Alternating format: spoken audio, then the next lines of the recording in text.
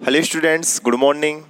Students, पिछले lecture में हमने बात की थी कि एक क्लोज सेट क्या होता है और आंतरिक बिंदु क्या होते हैं, बाह्य बिंदु क्या होते हैं और किसी सेट के परिसीमा बिंदु क्या होते हैं।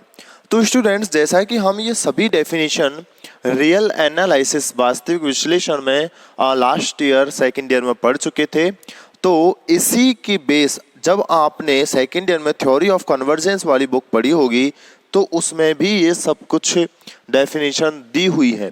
और वैसे भी ये जो डेफिनेशंस हैं एक तरह से आपके सिलेबस में नहीं दी हुई हैं, ठीक है। तो ये डेफिनेशन मैं इसलिए आपको करवा रहा हूँ ताकि जब हम आगे बढ़ेंगे तो वहाँ पर कुछ चीज़ें काम आने वाली हैं, ठीक है। तो आज हम अपना इन डेफिनेशन से रिलेट जितना पॉसिबल हो सकेगा लास्ट लेक्चर लेंगे और अगले लेक्चर से अपना थर्ड चैप्टर स्टार्ट करेंगे, ठीक है। तो आज बात करने वाले हैं जो कि हमने पिछले लेक्चर में पढ़ा था कि इंटीरियर कोई भी अगर सेट एस है, अगर मेरे पास में एक समुच्च एस है तो इस समुच्च एस के लिए जो इंटीरियर पॉइंट होते हैं अर्थात जो आंतरिक बिंदु होते हैं उनका सेट, एक्सटीरियर पॉइंट जो होते हैं बाह्य बिंदुओं का सेट, और इसके साथ साथ जो बाउंड्री पॉइंट होते थे उनका सेट, इन सभी में आपस में किस तरीके से रिलेशन होता है वो सब कुछ आज हम देखने वाले हैं, ठीक है। तो चलिए देखते हैं कि यदि मेरे पास में स्टूडेंट्स यदि एस एक समुच्च है तब interior of S, interior of S का मतलब होता है स्टूडेंट्स एस के आंतरिक बिंदुओं का समुच्च।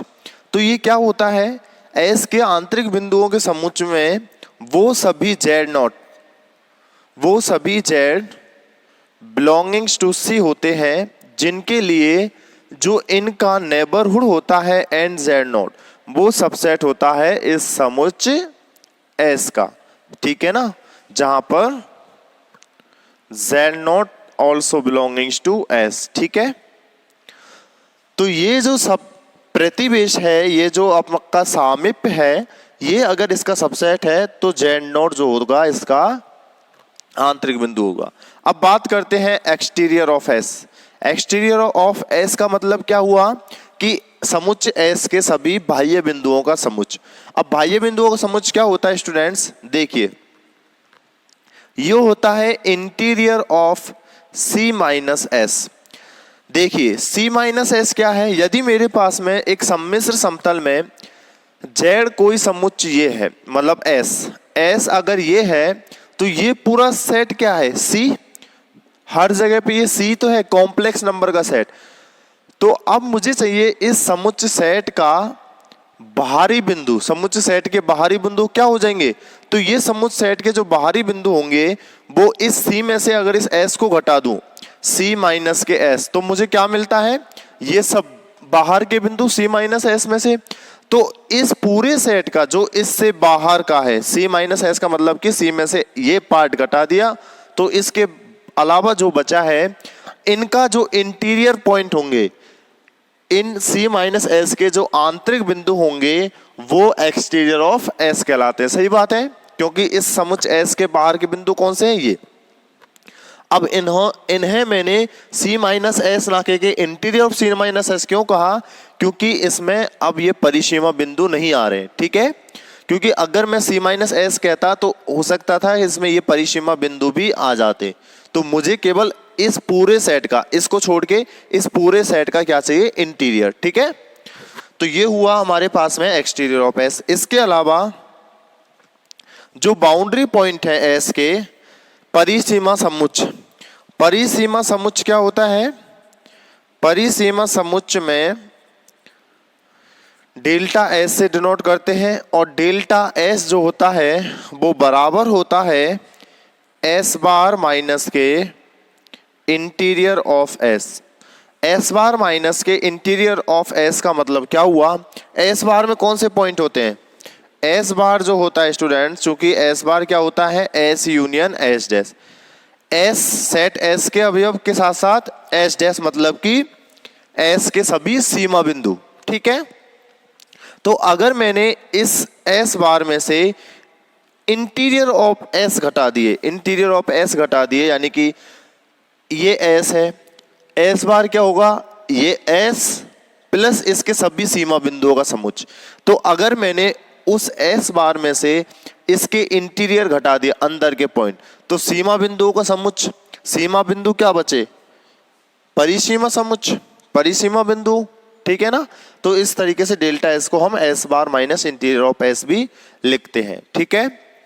इसके अलावा स्टूडेंट्स, यदि मेरे पास में अगर मैं ये मान लूं कि सी माइनस के एस जो समुच्चय है वो यदि ए है, इस प्रकार मैं ये लिख सकता हूं कि यदि सी माइनस एस को मैंने ए मान लिया, तो स्टूडेंट्स यहां से देखिएगा इंटीरियर ऑफ एस क्या होगा, इंटीरियर ऑफ एस क्या होगा, इंटीरियर ऑफ एस होगा एक्सटीरियर ऑफ ए, सही बात है। यानी कि इस एस के सीमा बिंदु जो, सॉरी आंतरिक बिंदु जो होंगे वो इस सी माइनस एस, इस एस को छोड़ के जो सी माइनस एस है, इसके कौन से बिंदु होंगे, बाहर के बिंदु। तो बाहर के, इसके अंदर के बिंदु इस सी माइनस एस के बाहर के बिंदु होंगे, इसलिए मैंने इसको दे दिया एक्सटीरियर ऑफ ए, पहला रिजल्ट। दूसरा क्या है, एक्सटीरियर ऑफ एस, एक्सटीरियर मतलब कि एस के बाह्य बिंदुओं का सेट क्या होता है, वो होता है इंटीरियर ऑफ ए, ये ठीक है। And third result is delta of S जो है वो बराबर होता है, यानी कि एस जो समुच्चय दिया हुआ है इसके परिसीमा बिंदुओं का सेट जो होता है वो बराबर होता है डेल्टा ऑफ ए के, ठीक है। दोनों का परिसीमा बिंदुओं का समुच्चय बराबर होता है, ठीक है। अतः हम ये कह सकते हैं स्टूडेंट्स, अतः हम ये कह सकते हैं कि देखिए इंटीरियर किसी भी समुच्चय के आंतरिक बिंदु, समुच्चय के बाह्य बिंदु exterior of S, exterior of S, interior of S और इसके सीमा बिंदु, परिसीमा बिंदु, तो ये सभी जो होते हैं वो एक तरह से इस सी के क्या होते हैं, पार्टीशन होते हैं स्टूडेंट्स। पार्टीशन मतलब कि एक विभाजन होता है, ठीक है। ये क्या है, सी का एक विभाजन है, सी का एक पार्टीशन है, यानी कि विभाजन है, सही बात है। क्योंकि ये पूरा सी है, इस सी को हमने तीन भागों में पार्टिसिपेट कर दिया, कैसे, आंतरिक बिंदु तो हो गए इंटीरियर ऑफ एस, ठीक है। इसके अलावा ये जितने भी सी माइनस एस हुआ वो क्या हुआ, सी माइनस एस इसके लिए क्या हुआ, एक्सटीरियर ऑफ एस। तो देखिए interior of S, exterior of S और इसके जो परिसीमा बिंदु हैं डेल्टा एस, ये सभी मिलके तो सी को बना रहे हैं, इसलिए इन तीनों को हम सी का एक विभाजन कहते हैं, ठीक है। तो चलिए आगे बढ़ते हैं और बात करते हैं ओपन सेट विवृत समुच्चय।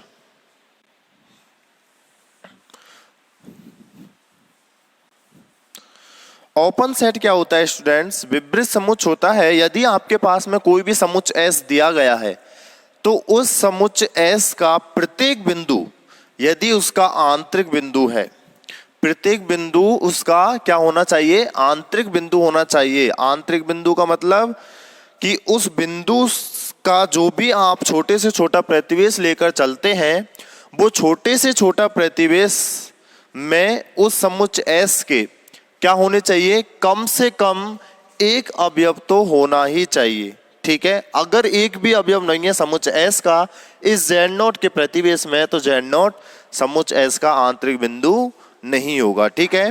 तो बात करते हैं विवृत समुच्चय ओपन सेट की। ओपन सेट विवृत समुच्चय, तो विवृत समुच्चय की परिभाषा लिखिए, एक समुच्चय एस विवृत समुच्चय कहलाता है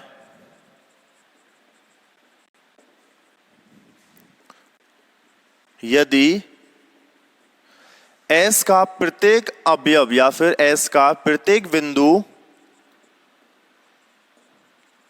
उसका आंतरिक बिंदु हो। ठीक है, उसका आंतरिक बिंदु हो। और आंतरिक बिंदु का मतलब स्टूडेंट्स, आंतरिक बिंदु हो अर्थात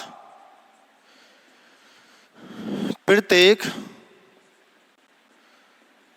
दिए गए एप्सिलॉन ग्रेटर देन 0 के लिए Z not belongs to S का प्रतिवेश क्या होगा, N Z नॉट जो होता है वो सबसेट होना चाहिए किसका, S का। ठीक है, इस सबसेट ऑफ S।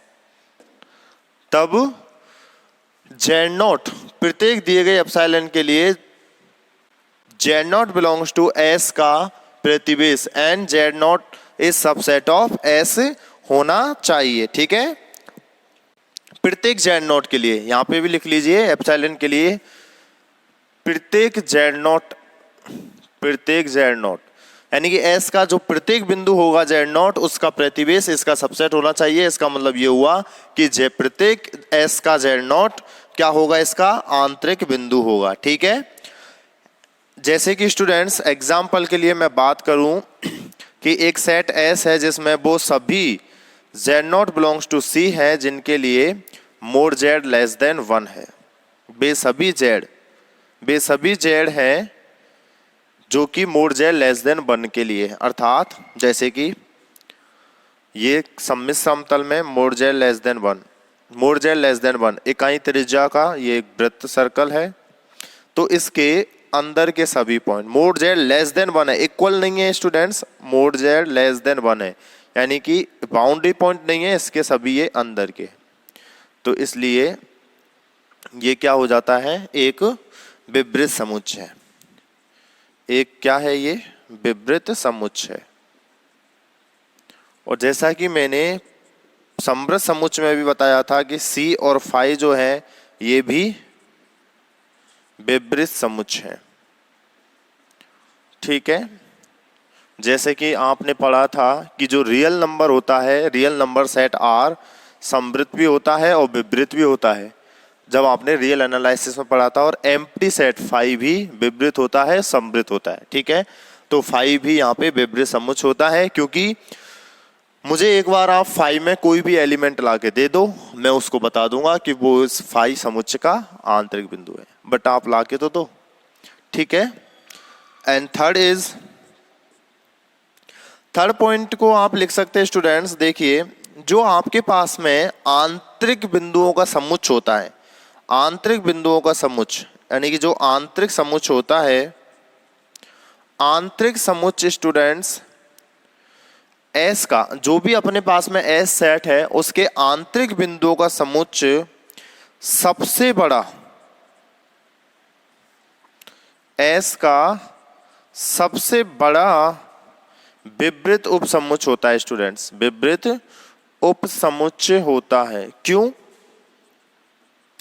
क्योंकि अगर मेरे पास में ये S है तो मैं कह रहा हूं इसके आंतरिक बिंदुओं का समुच्चय S का सबसे बड़ा विवृत उपसमुच्चय है, क्योंकि आंतरिक बिंदुओं का जो समुच्चय होता है S का, वो स्टूडेंट्स S के प्रत्येक उपसमुच्चय का क्या होता है, ये यूनियन होता है, संघ होता है। क्योंकि यह S के प्रत्येक उपसमुच्चय का क्या होता है, संघ होता है। ठीक है, यूनियन होता है। इसलिए जो आंतरिक बिंदुओं का समुच्चय है अपने पास में, जिसे हम इंटीरियर ऑफ S कहते हैं, इंटीरियर ऑफ S कहते हैं, वो S का सबसे बड़ा विवृत उपसमुच्चय होता है। क्योंकि सबसे बड़ा इसलिए मैं कह रहा हूं क्योंकि इसमें S के सभी आंतरिक बिंदु हैं। इसका मतलब ये हुआ कि आप S सेट में से जितने भी छोटे से छोटे उपसमुच्चय बनाएंगे, उन सभी उपसमुच्चयों को अगर आप यूनियन करते हो तो आपको ये इंटीरियर ऑफ S मिलता है। ठीक है, इसका मतलब छोटे से छोटे S के उपसमुच्चयों को जब आपने यूनियन किया तब आपको क्या मिला, इंटीरियर ऑफ S। ठीक है, इसलिए इसको हम सबसे बड़ा विवृत उपसमुच्चय भी कहते हैं या फिर होता है। ठीक है, अब बात करते हैं स्टूडेंट्स बाउंडेड सेट की। ये स्क्रीनशॉट ले लीजिए। अब बात करते हैं बाउंडेड सेट, परिबद्ध समुच्च। परिबद्ध समुच्च क्या होता है स्टूडेंट्स? जैसा कि आप नाम से ही पता कर पा रहे हैं कि परिबद्ध, बाउंड है वो, तो एक ऐसा समुच्च एस बाउंडेड समुच्च कहलाता है जिसमें कि कोई भी एक ऐसी वास्तविक संख्या विद्यमान है कि प्रत्येक एस का जेड, देखिए बाउंडेड सेट, परिबद्ध समुच्च, परिबद्ध समुच्च, बाउंडेड सेट। एक समुच्च एस, एक समुच्च एस परिबद्ध समुच्च कहलाता है, परिबद्ध समुच्च कहलाता है यदि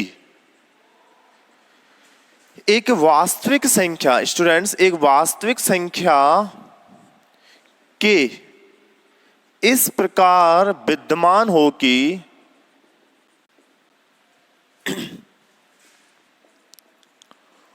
mode Z is less than K. Mod Z less than K होता है for every Z belongings to S. इसका मतलब क्या हुआ कि एक वास्तविक संख्या के इस प्रकार विद्यमान होगी कि जेड जो एस समुच्च के जितने भी कॉम्प्लेक्स नंबर है उसके अंदर, वो सभी इस के से क्या है, छोटे हैं। अर्थात ये एग्जाम्पल देखिए, जैसे कि एस बराबर बे जेड बिलोंगिंग्स टू सी आते हैं इसमें, जिसमें mod Z is less than equal to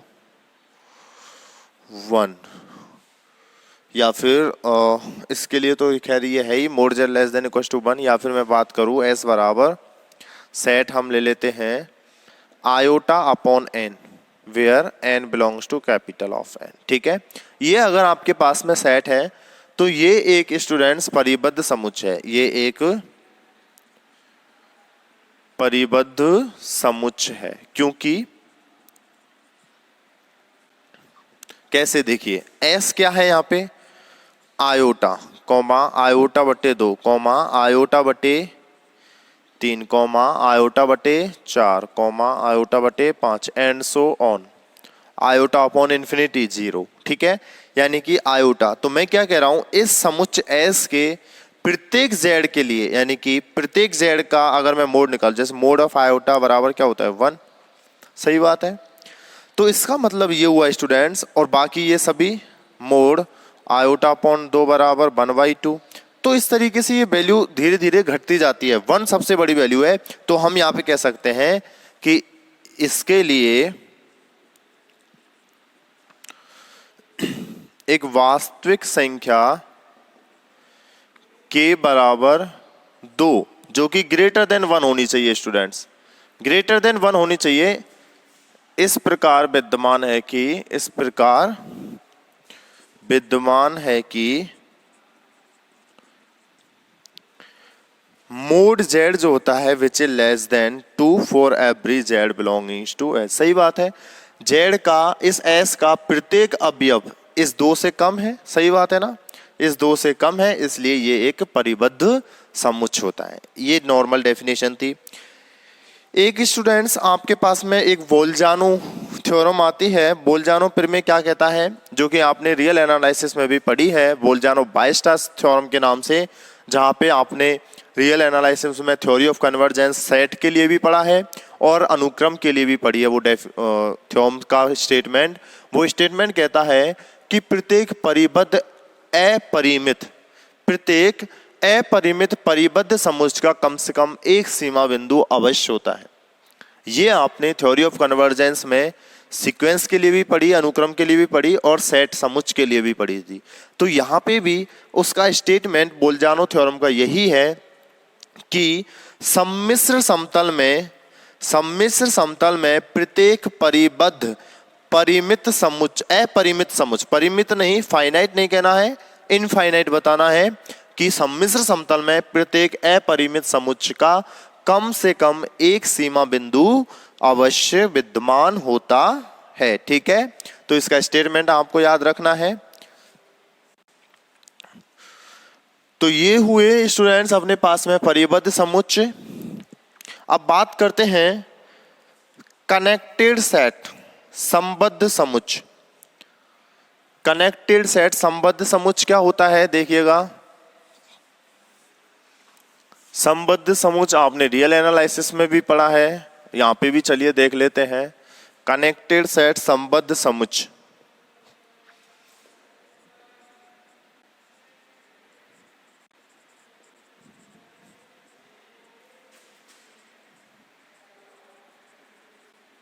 संबद्ध समुच्चय क्या होता है, एक समुच्चय एस संबद्ध समुच्चय कहलाता है यदि एस को दो असंयुक्त समुच्चय हम मान लेते हैं ए और बी, इनके यूनियन के रूप में नहीं लिखा जा सकता है। स्टूडेंट्स, समुच्चयों के संघ के रूप में व्यक्त नहीं किया जा सकता। तो एक समुच्चय एस लिख लीजिए, एक समुच्चय एस संबद्ध समुच्चय कहलाता है। समुच्चय कहलाता है यदि एस को दो असंयुक्त समुच्चय,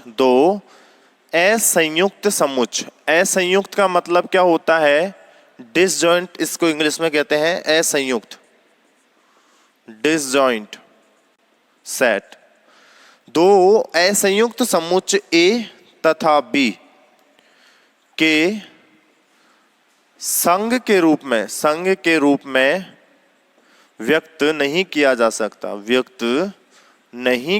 सकता है। अर्थात ये स्टूडेंट्स, अर्थात ऐसे कोई भी दो असंयुक्त समुच्चय,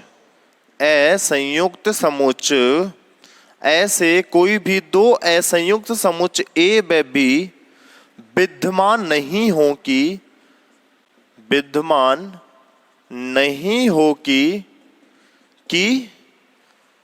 ऐसे कोई भी दो असंयुक्त समुच्चय ए और बी विद्यमान नहीं हो कि ए इंटरसेक्शन बी बराबर फाई तथा ए यूनियन बी बराबर एस। इसका मतलब क्या हुआ स्टूडेंट, ये देखिए।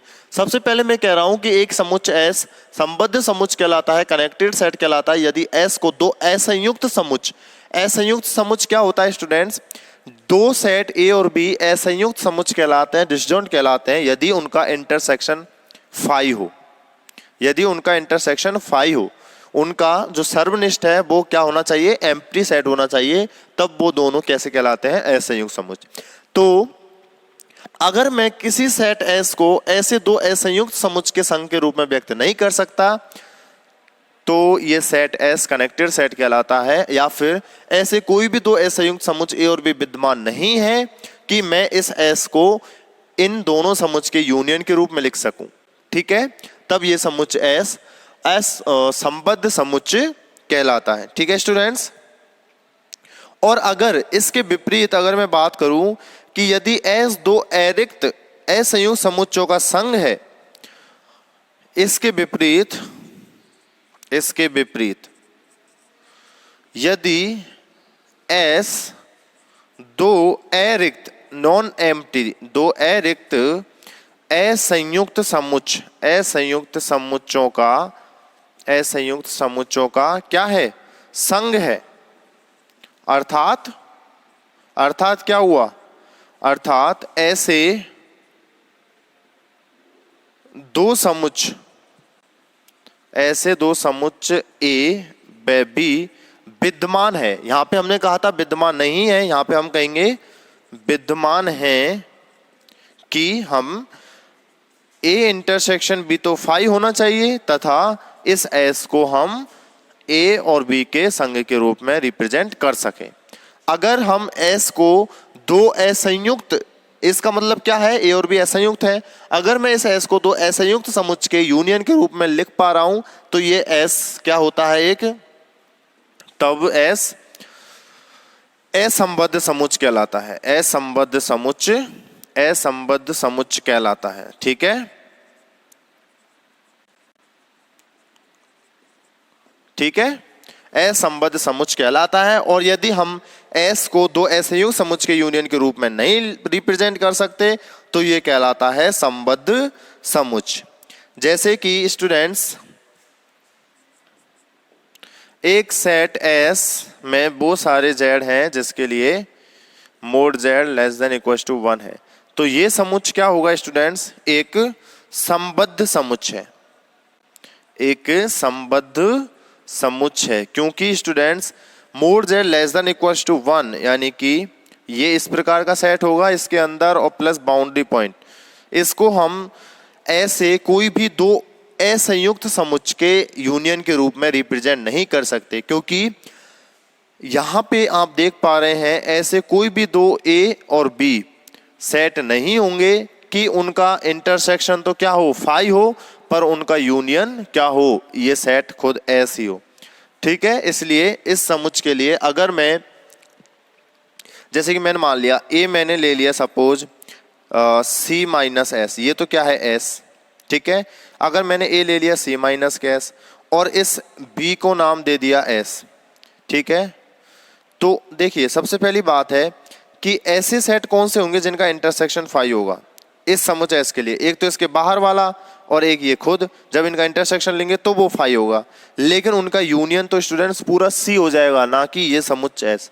इसलिए इस समुच्च एस को ऐसे में नहीं लिख सकते जो कि इस प्रकार से रिप्रेजेंट हो सके। ठीक है, इसलिए ये एक संबद्ध समुच्च होता है। और आपने रियल एनालिसिस में भी पढ़ा होगा कि संबद्ध समुच्च के उदाहरणों में एक तो होता है सिंगलटन सेट, एक होता है एम्प्टी सेट, यानी कि एक तो रिक्त समुच्च संबद्ध समुच्च होता है, एक एकल समुच्च संबद्ध समुच्च होता है, और एक समुच्च कौन सा?